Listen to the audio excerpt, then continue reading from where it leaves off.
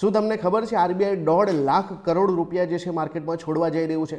હા, બિલકુલ સાચું છે કે આરબીઆઈ જે છે હાલમાં જાહેરાત કરી છે કે 31 જાન્યુઆરી ફ્રાઈડેના દિવસે આરબીઆઈ $, INR સ્વેપ ઓપરેશન કરશે, જે 6 મહિનાની વેલિડિટી ધરાવતા હશે. એનો મતલબ કે ભાઈ અત્યારે આરબીઆઈ જે છે $5 બિલિયન ખરીદશે, તો એની સામે એટલા જ રૂપિયા જે છે માર્કેટમાં આવશે, લિક્વિડિટી વધશે.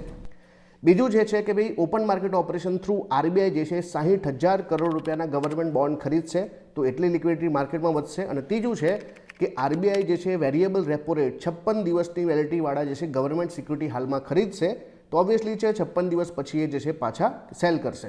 તો અત્યારે વર્તમાનમાં જે છે ટોટલ 1.5 લાખ કરોડ રૂપિયાના જે છે માર્કેટમાં લિક્વિડિટી વધશે.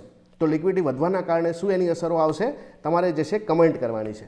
બાકી ત્રણ જે છે આપણા એક્ઝામ માટે અગત્યના ટર્મ્સ થઈ ગયા છે: $, INR swap operation, open market operation through government security ખરીદવી, અને ત્રીજું છે વેરિયેબલ રેપો રેટ જેની વેલિડિટી છે 56 દિવસની.